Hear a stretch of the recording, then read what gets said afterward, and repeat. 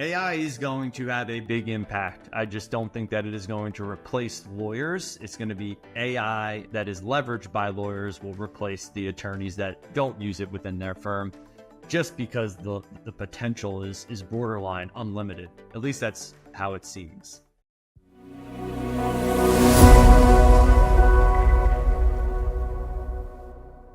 Hey everyone, Bo Royal here, co-founder and CEO of Pareto Legal, a marketing agency that helps injury lawyers increase their profits with digital strategy, online advertising, and analytics.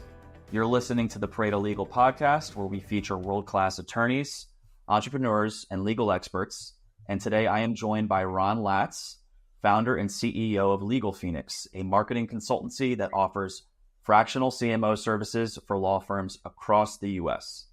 In this episode, we're going to discuss why it's so important for law firms to prioritize their marketing strategy and planning, how law firms should plan their marketing investments, what tactics they should consider, and more. Ron, welcome to the podcast. It's great to finally have you on, man. Bo, thanks so much for the invite. I really appreciate it. If it's anything like our other conversations, I'm sure we'll go deep into some of the weeds here, but I'm excited to jump right in. Yeah, that's definitely the idea. So let's go right into the weeds with this first question. What are the key components of a successful law firm marketing plan? Okay, so I think it's important to denote the difference between your strategy and your plan. So when I talk about a marketing plan, you can almost deduce it to like your annual marketing plan. It's going to include all of your goals and objectives. There's going to be a market analysis. It will include your marketing strategy and then the associated tactics.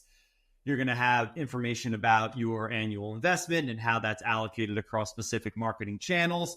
And then finally, just like how you're going to evaluate, monitor, and then optimize those campaigns. So when I'm looking at a plan, I'm really trying to help solidify and align the firm's goals and objectives to that strategy. And then as we go forth with the campaigns, we look at different tactical things that we can do to ensure that we're achieving those outcomes that we set out to at the beginning of the year. So the plan seems like a more like concrete, like action-based, like there's very specific things that are defined in the plan that specify like this is how we're going to go about executing the strategy, right? Versus the strategy is more of the why. Is that a good way to think about it?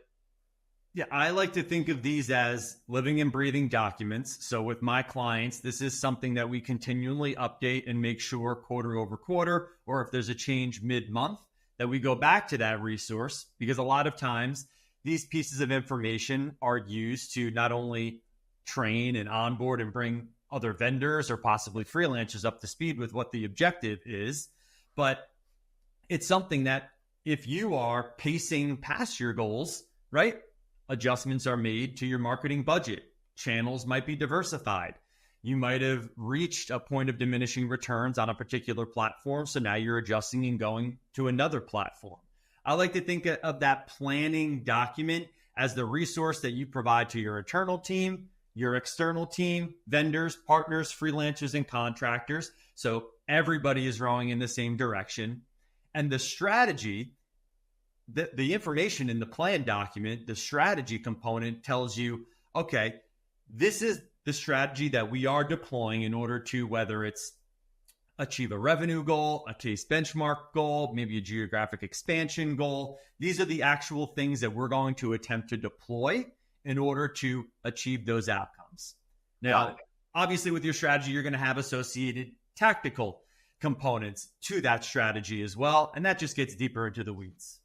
Got it. So you already kind of answered this, but I'm going to ask it so that you maybe can elaborate a little more.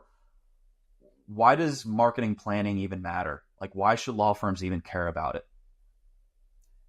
I mean, I don't know about anybody else, but I don't want my pilot flying blindly. If you don't know where you're going to go or what your target is, how are you even going to come close to hitting it?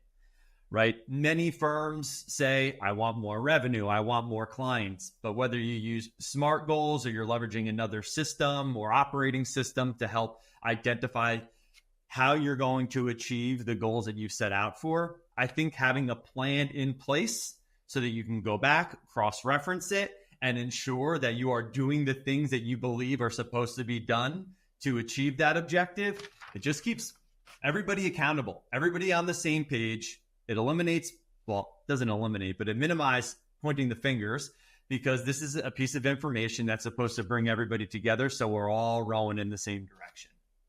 Yeah, I love that. We both speak with a lot of law firms on a day-to-day, week-to-week basis. And I know that when I'm speaking with, a potential new law firm client that has reached out to me maybe for help with a tactic, if I start asking a few questions about, well, like, hey, what's your end goal here? What are you trying to achieve with Google pay-per-click, or what are you trying to achieve with Facebook? I pretty quickly realize whether or not they've already gone through this planning / thought exercise of like, if I'm going to give you, $100,000 in budget for Google pay-per-click, this is what I need to see in return. And in a lot of cases, the firms haven't thought through this, and they just think, oh, I need to be doing this tactic. I need to check this box, right? There's some element of shiny object syndrome where it's like, oh, I need to be doing this because my competitors are. But based on what you're saying, and I mean, this is true in my experience as well, firms are better off if they just kind of sit down first, think through, where am I at currently? Where do I want to go over the next, whatever, the time frame is, 12, 18, 24, 36 months? And then what activities do I need to engage in order to get to that end outcome? And, a lot of that is guesswork during the planning phase, right? I feel like so much of what we do is like helping firms get comfortable with just launching. And then it's an iterative process after that, right? Like, so many people think marketing is like, oh, you figure it all out and then you're ready to launch, right? I think it's kind of the inverse, where it's like, you get the minimal viable things figured out, you launch, and then you iterate, you keep referring back to your plans, you keep assessing your channel performance, and that's kind of what helps you get to a level that you hope to get to in your practice, that helps you get from 10 cases to 20 cases or 50 cases to 100 cases a month, right? So yeah, no, I agree with all of that. How you mentioned budget planning. Mm-hmm. How should law firms go about determining their marketing goals and budget? Right. So I'm going to tie this back again to the goals and objectives of the firm. If it is revenue based, or if it is a financial based outcome, we're looking at things that are going to drive that type of behavior. Now, there's another instance where you might take a look at reverse engineering, like what it costs you to acquire a case, multiply that by the amount of clients that you need to end up at that eventual number. You might have benchmarks where you need to surpass a certain level amount of signups any given month or quarter, and that's how you're going to evaluate success. Depending upon whose research you read, believe or trust, like small to medium-sized businesses invest or allocate anywhere between 7 to 12% of their annual revenue towards marketing. I think that in the personal injury space, that is significantly lower than the average firm who is growth-minded and really wants to make an impact. But you have to take a look at a lot of different factors, Bo. The market competitive landscape is really going to drive some of that. The local competitive landscape, especially if you're looking at ad units like LSAs and Google Business Profile reviews, which are, really, really impact the performance of those types of ads. You got to take that all into consideration to ensure that you're just not underinvested before you go and deploy one of these campaigns.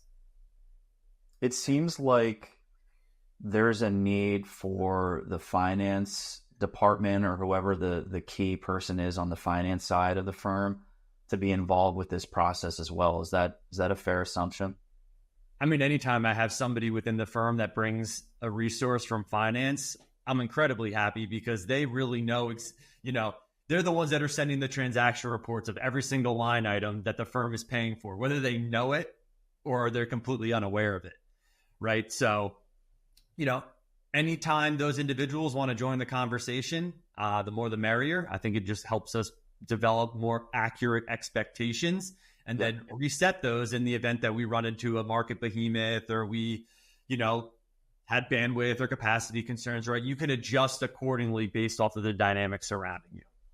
Right. And I think this is like the need for the financial support or oversight, like having some like the CFO or the controller involved with that conversation is so important, is because for like personal injury law firms, for example, it might take them 18, 24, 36 months to settle the cases that they're generating through their marketing efforts, right? So that's like, if you're going to pay $2,000, $3,000 to acquire a customer, it's going to take you 18, 24, 36 months for you to get a return on that investment. So there needs to be some really solid financial forecasting done to ensure that you're not running the firm into the red while you hope to, monetize those cases year and a half, 2 years, 3 years down the line, right? So I want to go back to something you just said about the 7 to 12%, because I have this conversation with a lot of firms.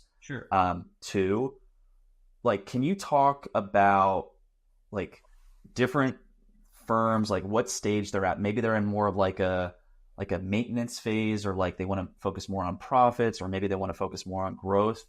Do you kind of have like a sliding scale that you use to tell them like, hey, you should be investing X% of your revenue into marketing if you're kind of more profit focused, or you need to be investing Y% if you're more growth focused? Like what does that conversation look like? Yeah, I'm really determining whether or not they are growth minded at all. If there is a firm that wants to double up on revenue, we're not going to be able to get there if we decrease our marketing spend. Right. Now, and conversely, if you are a smaller firm, right, you might not have the war chest in the back to throw at all these different marketing channels. So your budget is going to vary greatly. And many of those tactics, if you will, like you're going to be taking more of a do-it-yourself approach. You're going to be doing, I believe, let's say you're a solo, just put up your shingle, you're out of school, you don't have a book of business, you didn't come from another firm, right? You've got to be out there shaking hands, doing networking, going to conferences, trying to go to lunches and breakfasts and coffees and dinners to expand your referral network, because A, that's going to be the cheapest way you can acquire cases, and B, you don't really have the funds that you need in order to jump into the market strong enough to make an impact, to drive results in relatively short order, right? So again, depending upon your current situation, the market dynamics, and then the competitive landscape, we take a look at all of that information. We look at them side by side to your goals and objectives. And then I'm going to suggest a budget that I think is going to be sufficient enough to generate the outcome or the goals that we've set out to achieve. But it's going to vary greatly. Going to vary very greatly from firm to firm. So you also mentioned, referral, which basically my question here is, I think a lot of what we've talked about so far, or like alluded to, is like making investments in things like big marketing investments, like things like digital advertising or TV or billboard or SEO or things like that. What about the things that don't cost any money? Like the things or things that cost very little money but might need a little more time investment to make them work. Are you like telling firms like, hey, prioritize these things first before you take out your checkbook and give Google $100,000 a year, or give the TV stations $1 million a year? And if so, like what are some of the things you're telling them to focus on? So I do believe that time is money. So if you're allocating time towards, let's say, producing content for social, or you're taking the time out of your day to go to a networking lunch, or possibly put on a seminar or a conference at your local bar association, right? And then we talked about the other business development activities, just like lunches or dinners or coffees. I tend to recommend that my clients incorporate that into their client acquisition cost formula, right? Like you might not be writing the check or swiping the credit card, but it's still valuable time and hours out of your day that could be spent elsewhere, like servicing a client, working on the business, or training your intake team. Yeah. So if you are going to take the do-it-yourself approach, I would allocate, like, for example, I carve out 30 minutes every single morning to produce my LinkedIn content, because that is part of my marketing demand gen strategy. I post almost every single day, right? I'm not necessarily paying out of my pocket to produce those posts. I'm paying the time, the limited amount of time that I have every single day, because for me, I have found that channel produces the outcomes that I want to produce based off of the inputs I'm willing to put into it. Everyone has a different way in which they calculate these things, right? Like including business development efforts or technology or resources and contractors into the overhead. And then when they compare it to their overall marketing investments, they figure out, what this is going to actually run. I just think as long as you define that up front and you know exactly which inputs you're going to include, that's where you avoid running into some of the problems later down the road. Is it fair to say that like a smaller firm is going to be doing more of that like time investment type of activity, like early on in their firm's life cycle, versus like a bigger firm that has more budget and resources that they can deploy? And I'm talking specifically about like the managing partners. Like I assume that like smaller firms, I mean, I shouldn't assume, I know this, smaller firms, the managing partners need to be like kind of the rainmakers. They need to be the ones that are like putting the time into these things to, like, for example, referrals, like developing referral partnerships. They need to be doing more with, sitting down with the intake team. Is it fair to say that like the smaller you are, the more like sweat you need to put into your marketing effort to kind of get the momentum going versus a larger firm? Listen, it depends, and I know that's the worst answer out there, but there are some smaller types of firms that I've seen come out of the gate just incredibly hot. But you talk about the managing partner. I think about the changing of the guard recently, where more of the managing partners now are attempting to move into that CEO position and not necessarily be, tied to all of the practice and litigation and going to court and being on trial.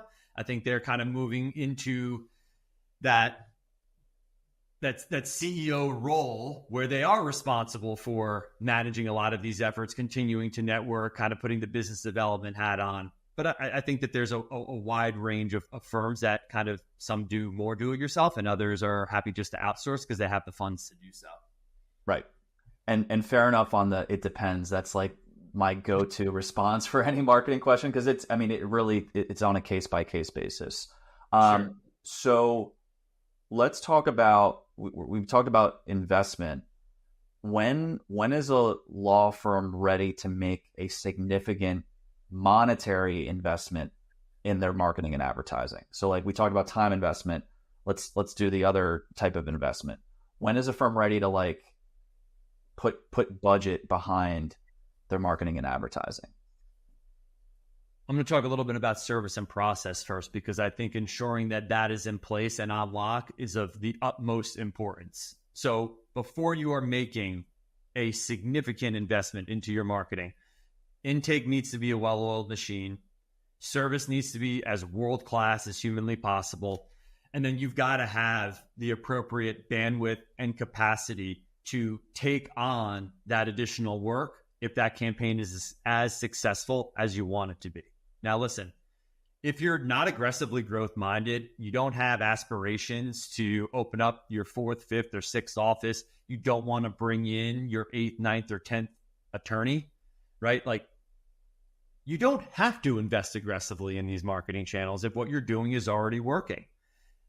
As you continue to add on to your marketing investment, like you are increasing your ultimate acquisition costs. So that's a delicate balance. But if you do want to grow, you are aggressively growth minded, you've got these aspirations to double up revenue, triple your locations or even add on new practice areas. If you don't have intake, service, and capacity handled, all you're doing is investing in first poor impressions at scale.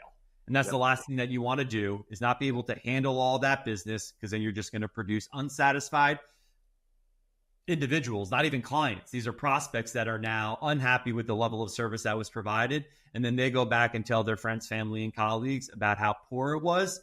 And then ultimately, if they do leave a Google review, you've shot yourself in the foot. So you try to avoid that. That's some the biggest pitfalls I see is going out and spending all that money without having that Yeah, I mean, when you're doing the kind of the planning of your marketing, or you're planning your firm's growth, I think you need to be looking at, your conversion rate on leads, for example. That needs to be part of the equation. And what I'm getting at is, let's say you want to increase your firm by 30% year over year, right? In terms of the number of cases that you generate. Part of that equation, or the whole equation, could just simply be increasing your conversion rate on leads. You might not even have to go out and buy more leads. You might not have to invest in a new channel. You just need to do a better job of converting the stuff that's coming in. And so I completely agree. It's something that I know when I'm having a discovery call with a prospective client. I'm asking, like, what's your conversion rate on your leads? Tell me how your intake operation's set up. And when I get weird looks on the first question about conversion rate, like, what do you mean? Like, what? Or I don't know. That's enough of kind of an indication that maybe this isn't someone that's ready to, invest 30, 40, 100K a month into a digital advertising campaign, because there's a serious cost to that. And more importantly, if you do have the intake side figured out, it's going to help control that acquisition cost as you spend more and more and more into marketing, right? So you really need to have a handle on that lever before you think about, investing so much into the campaigns. So we talked a little bit about like small firm versus large firm earlier. I wanted to ask you, what are the fundamental differences that you see between the marketing strategies and tactics of smaller firms versus larger firms? Can you talk a little bit about that? I think the two biggest are going to be your financial constraints and then just your resourcing. So a smaller firm who doesn't have, again, a massive budget to deploy against multiple channels is likely to take a more do-it-yourself approach, is likely to be inclined to have more business development type of efforts, networking type of networks, whereas they don't have a big team to help them do a lot of the marketing. Maybe a coordinator or a VA or a marketing manager to keep the lines of communication open with vendors, or, add pages to the website or post on social. But for the most part, when you're a smaller firm, that resource is even going to be more of a jack of all trades, because you can't really afford the specialists at that point in time. So a lot of that ownership, accountability, and administrative burden, frankly, is going to fall on the attorney. Whereas the much larger firms who have significantly more revenue, they have internal teams where sometimes it's even broken down by subject matter expertise, where someone is focused specifically on social media or organic content or social strategy, right? That buys back a lot of time for the lawyer so they can continue running the business and ensuring that the business is operating as smoothly and effectively as possible. And then a lot of times that's a hybrid approach too, where they do have the internal resources, but they're leveraging other contractors and agencies, whether it's for organic SEO or an outfit like yourself to manage paid advertising on their behalf. I think those are going to be the two biggest fundamental differences between both. And I think the key in both scenarios, just ensuring that feedback loop is created with whomever you're working with, whether it's an external or an internal partner, so that everybody is on the same page and you minimize those surprises. But those are going to be the two starkest that I see. One thing I've seen, and I've actually run into this with a few clients, is that, and these are, I would say, categorize them as more small firms, is that they want to make a big push on like brand awareness type of tactics. And like, I worked with a small firm a few years ago. They even they had a very like shoestring budget, but they found it in their, a way to buy a couple billboards along like a major highway. Do you see that as something that smaller firms should be doing? Do you see that as a symptom of like shiny object syndrome, in which they're like, hey, because the competitors are doing this, I need to be doing this too? Like from a tactical perspective, like where do you think a smaller firm should be focusing, and like what things that bigger firms are doing should they basically deprioritize / ignore until they build up their firm? if you're just getting into a market, you probably don't want to try to buy every single billboard on 95 if you're still wondering where your next client is going to come from. Right. The other thing that I'm going to caveat and put a disclaimer out here, what I'm not saying here is that you should ignore the competitive landscape. That's not what I'm saying. But you've got to focus on your own goals and objectives and ensure that you are building the firm that you want to operate and own and run, and not somebody else's. Too many times, I think lawyers, whether they look at case studies or they talk with their buddies or at networking events or masterminds and things like that, and whether it's too much praise or unnecessary or unwarranted, negative feedback that's shared about a particular strategy, most firms are lacking the context that they need in order to make a decision as to whether or not that approach was even right for their firm. Yep. It might all seem like rosy sunshine and rainbows on the internet, but you have no idea what's actually going on behind the scenes. They could be hemorrhaging money over there, right? So until you have the data and the information to ensure that this is a good decision for you and your firm and not someone else's, I tend to not obsessively focus over what the competition is doing. Now, again, you've got to have a baseline as to their impact on Google Local and their reviews. Obviously, if someone is occupying upwards of 60, 70 or more search impression share on their ads, like, they are players and you cannot neglect them. But I don't think that means that David cannot beat Goliath. There are plenty of firms that are smaller shops where they have big PI firms that have a national presence that come and drop a pin into their market. There are ways and things and strategies that those firms can do very well that Goliath isn't going to be able to do. For example, like feet on the street, guerrilla marketing, community involvement type of work, right? You have the relationships within your community. You are supporting the local businesses. Some of these national players, I'm not saying they can't do it, but if they do come into your market, you better make a splash in that area, because if they start to develop the relationships with the local businesses and service providers and really inundate themselves as being very active within your local community, I mean, that's something you don't want them to do. You've got to get a stronghold on that before the bigger players take that away as well.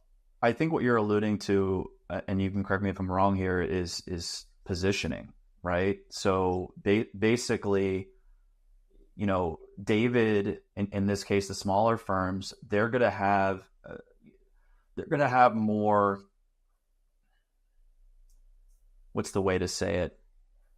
They're going to have more staying power in their markets if they lean into the practice areas of focus and the locality of their firm, right? Like, let's be honest, we're talking about like Morgan & Morgan, right? In terms of the big, like one of the big players. And yes, it's hard to compete with someone with that type of budget, but if you lean into the things that make your practice unique, like, oh, we just serve this geographic market. Oh, and these are the types of cases that we focus on, right? You have to be very careful. You can't say like we're experts in these cases or we specialize in these cases. But if you lean into that in terms of your marketing messaging, that's going to give you a leg up on someone like a Morgan & Morgan who comes in and says, we're America's biggest law firm. We handle all the types of cases, right? Like your firm is going to have an opportunity to capture some of the market continuously if you lean into that message, versus someone like Morgan has to keep spending to win over their clients nationally, right? So I think positioning is an important component of the planning too, right? Yeah, I don't think messaging and positioning could be neglected more than it is in legal, right? Like, can you talk a little bit about that? Like it's an afterthought.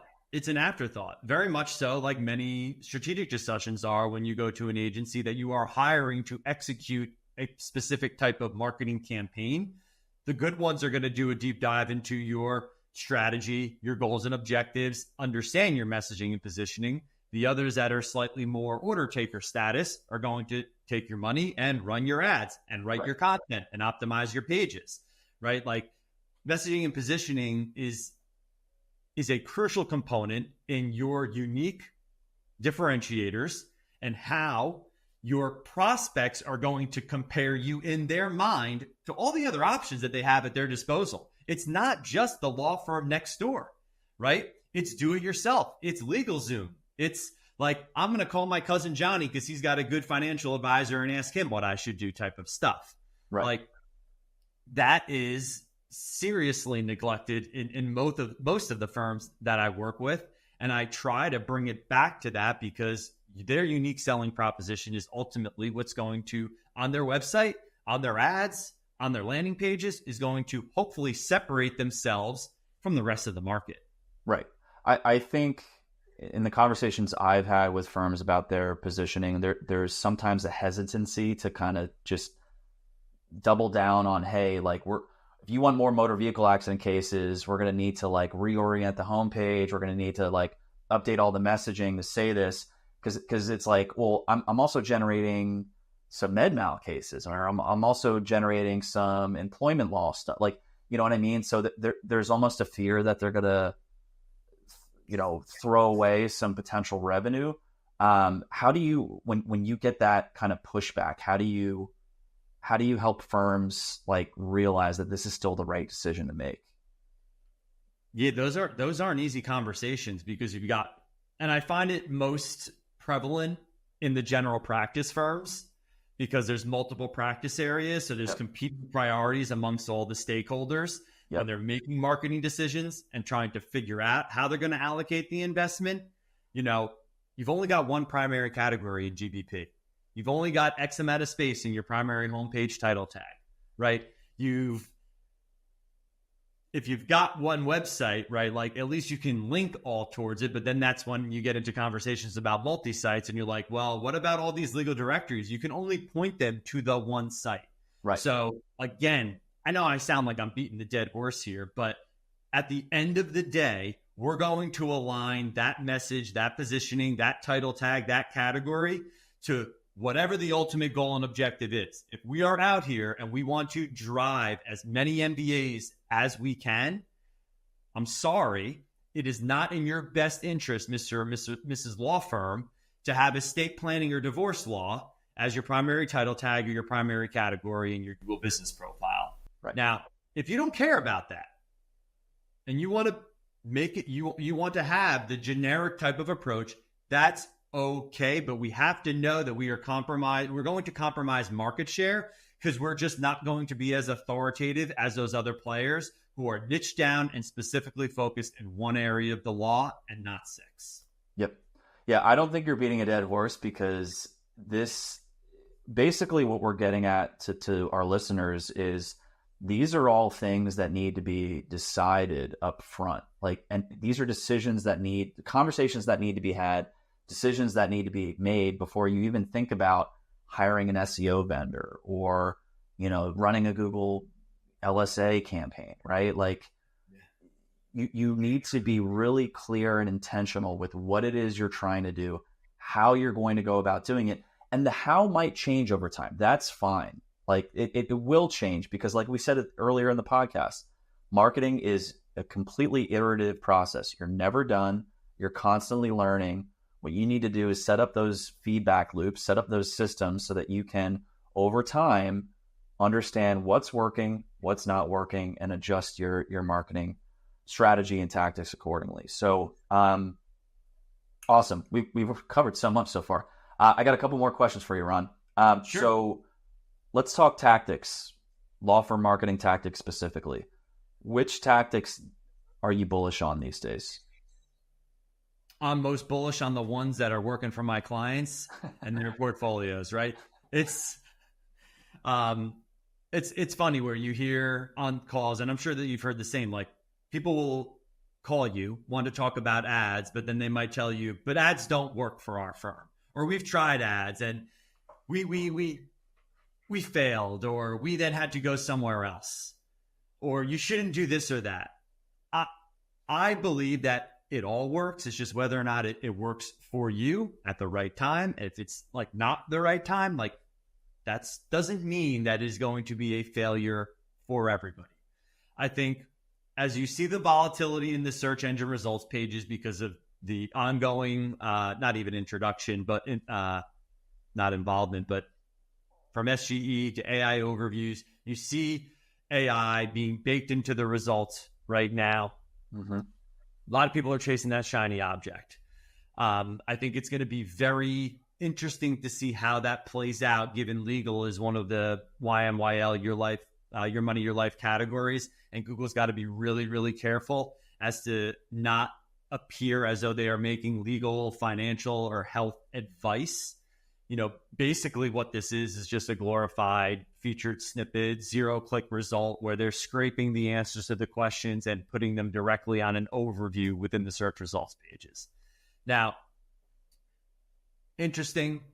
I don't know if it's all super valuable for the firms right now or the consumers. I tend to go back to normal and regular Google search to get my results because I find that the results are better. But talking about like the trend and shiny objects that some law firms might get distracted by, I would recommend using AI to improve productivity and efficiency within like your marketing operations, right? So creating content calendars, variations for ad copy, changing attorney bios so that they have kind of it's the same voice and feel, but different actual copy for different profiles so that they are unique. Those are some of the things that I think that you could do. Everybody is somewhat up in arms about the new adjustments, or I don't know if I can call them improvements, but the changes within local services ads, right? Like branded LSAs and then the incorporation of an LSA within the local map pack. We've had conversations even about that recently. Like, yes, it is a money grab for sure. I just don't see why a lot of people are so up in arms about it, given that local typically produces, is one of the most consistent lead generating producers for a firm when they are visible in the map pack. Why not get one of those ad units within local to potentially convert more? Yeah, it's going to cost you more, right? Because the local map pack click was free and now Google's going to make money on it. But if that drives a more qualified prospect to your firm that you retain, right? Like, I'm for it. Plus, the alternative is that you turn off all of your LSAs. So like that's, you go back to all of your reporting. If you don't know your unit economics, you don't know your average cost per lead or qualified lead or acquisition costs or cost per action, you're not going to be able to make a decision as to whether or not those leads are worthwhile. So you've got to get that.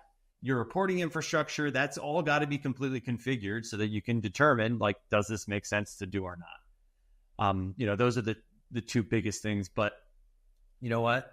Everybody says it, but I'm still bullish just on high quality content, right? Like, you don't have to go and create another 20, 30, or 50 pages. Like, look at the content you have today. Doesn't need to be refreshed, doesn't need to be redirected, or you got to kill it. You could still generate high quality visibility through that channel and then just try to do more of it when you think it's appropriate. It's just not an arbitrary thing that you have to do. That was an awesome answer. At first you gave a very diplomatic one and you didn't want to automatically say specific tactics, but then you touched on a few.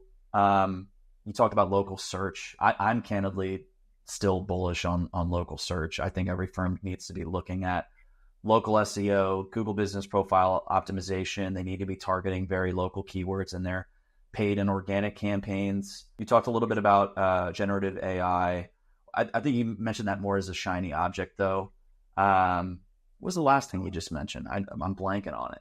I was talking about the incorporation of LSA into local, but one of the things that I didn't mention that I'm incredibly bullish on, which you would see if you do follow me, is just like the creation of building personal brands. One day, I can't envision an entire search page result being all paid ads, right? So protecting your brand, protecting your name, ensuring that when people are searching for you, you show up and that all those results are professional and distinguished. That's another thing that I think is very, very important, right? If you're able to share some of your experiences, your expertise on a channel like LinkedIn or even Instagram, I don't care if it's Snapchat or TikTok, if it is working for you and you are, producing valuable information to the right audience, it can drive an impact. So I don't look at those things specifically as a lead gen type of channel. I do it for exposure to new ideas, new thoughts, new individuals, to network and, hopefully get invited on, podcasts like this one or speaking opportunities. Like, that's how I look at LinkedIn and producing content. Now, does it result in people slotting into my DMs to have conversations about LegalFenix? Sure, it does. But that's not the priority number one when I'm out here trying to spend some time to develop myself as someone in the space that hopefully people think that they know what I'm talking about. Yep. I want to ask the flip side of the question I just asked. What tactics are you bearish on, if any? Yeah, it's hard not to roll my eyes when some variation of this is said on a call. Can you just copy what they are doing? Can you do what ABC or John Jones law firm is doing? No, I don't, there are insights that we can glean. We can do competitive backlink gap analysis and look at their content and see which pages we don't have. But I just think that arbitrarily obsessing and copycatting other competitors is the easiest way to put your firm in a position of following and to never be a market leader. The shiny object syndrome. Oh, I'm sorry. Go ahead. No, keep going. I didn't mean to cut you off. No, I mean, shiny object syndrome is another one, Bo. Like, we get distracted by tech and automation, but then we neglect the personalized touch, like just the marketing basics. Like, don't forget those for like the brand new thing that promises you the hack, trick, or tip to the promised land, because most of them aren't true. I totally agree. It's the firms that are crushing it out there are the ones that do the fundamentals the best. And yeah, they might get their feet wet with some shiny objects. They might try some of those tactics, but the firm's success has been rooted in doing those fundamentals well, getting their data streamlined, like cleaned up, accurate, and using it to make informed decisions about the marketing, the operations, the finance, so on and so forth. Intake we talked about. And then, at that point, the onus is on the marketing folks to use the data, take the goals that have been set forth by the executive team at the firm, and just iterate, figure out the best mix of budget, tactics, so on and so forth that drive the outcome that the firm's looking for. One more question for you. Sure. What trends do you see emerging in law firm marketing? You already mentioned, like, one day Google's going to just be a bunch of paid results in the search result page. But what trends do you see emerging in law firm marketing, and how can firms stay ahead of the curve so that they're ready for that next emergence, that next change? AI is going to have a big impact. I just don't think that it is going to replace lawyers. It's going to be AI that is leveraged by lawyers will replace the attorneys that don't use it within their firm, just because the potential is borderline unlimited. At least that's how it seems.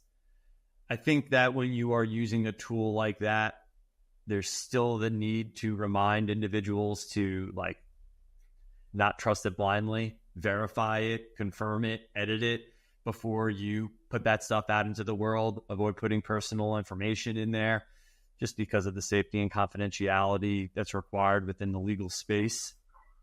So AI is the one that has really burgeoned upon the scene and is now being incorporated into a lot of other technologies like intake management and matter management software. So I think that's the biggest thing right now. Mm-hmm. I think COVID and the pandemic really did accelerate the adoption of other technologies that legal, which was lagging behind as an industry. It really did a great service getting online scheduling, online bill payment, document storage, like not requiring individuals to go to your office or send a snail mail check to pay off their bills, right? Like that's something that I would love for more and more lawyers to continue to embrace, right? Like, I'm still talking with some firms that don't see the value or even leverage a tool like a CRM. And that to me, like, we talk about having intake and service and all of that, a well-oiled machine. Like, I don't even know how you can run a business without a CRM. Right. Like, the information that is made available, especially for the ones that have to do it themselves, like keeping on top of contacts to nurture them, to ensure that referral partners are kept top of mind. Like, that's where the automation comes into play. Like, hey, you have not spoken with Mary in 3 months. Like, you have a task, it hits your inbox, and now you reach out to Mary, right? Ensuring that after a meeting is booked, there's a confirmation email sent. Maybe you have another email triggered up so that you can send them the information or the documentation that they've got to fill out before they come into your office, so that you can focus on the needs and the challenges that they've got at the current time. So, it's still, the emerging trends are still very much so in technology, in AI. I'm sure that we're going to see some sort of additional ad unit within the next 12 to 18 months emerge. It's just the way that it is going to go. Yep. But AI overviews, how that plays out will be interesting to see. But those are some of the trends that are really coming down the pike. I completely agree with you. I think the thing that firms can and should be prioritizing to, prepare for, the coming paradigm shift with AI and whatever's coming down the road that we can't even foresee, is just getting their data in order. Because all of these AI solutions, Google's an AI company, Microsoft's an AI company, Meta's an AI company. I'm just shelling off some big names. Those platforms will really require better and better data to make their platforms more effective. And what I'm getting at is the firms that have really clean data on the, of these leads that we're generating, these are the ones that turned into cases, or these are my best clients. Like, if you don't have a way to track that and train the AI in the future in terms of what works best for your firm, these are the types of cases I want, you're going to get left in the dust by the firms that are tracking these things, because essentially they're going to be able to make the AI smarter, faster versus your firm, right? So just start taking your data seriously. Get a CRM if you don't have one. Start tracking this stuff. Start tracking your intake folks. Start assigning goals and KPIs for all facets of your organization, and create an infrastructure that enables you to track against it. And I feel like that's the thing that's going to get you prepared for whatever comes down the road, because at the very least, you'll be able to react to the change in a way where you're not completely blind. You're going to know how all these emerging technologies, all these changes in Google or these changes in the marketplace ultimately are impacting your bottom line. And you're not just going to be reacting and wake up 3 years from now and go, where did my pipeline go? Why are no checks coming in, right? Like, that's the last thing you want. So I would just, to add on to your question, or rather kind of like, I guess, simplify it, I would just say get your data in order. That seems like the it's not low effort, it's high effort, but it's a high effort, high impact thing that your firm can do now to get ready for any changes. Ron, thank you so much for coming on the podcast today. How can our listeners learn more about you and LegalFenix? Thanks, Bo. I appreciate it. You can find me at LegalFenix.com, FENIX, or I'm posting content almost daily on LinkedIn, just sharing what I know, what I've learned, and just trying to learn more. So you can find me on LinkedIn as well. For anyone listening, I highly recommend that you follow Ron on LinkedIn. Like you mentioned, he posts content daily, really informative content about all things law firm marketing, ops, intake, strategy, planning, basically a lot of the things that we talked about today. So he is a authoritative voice for sure in the legal marketing space. So you would definitely benefit from giving him a follow on LinkedIn. To our listeners, thank you so much for tuning into this episode of the Pareto Legal Podcast. We will see you next time for another episode.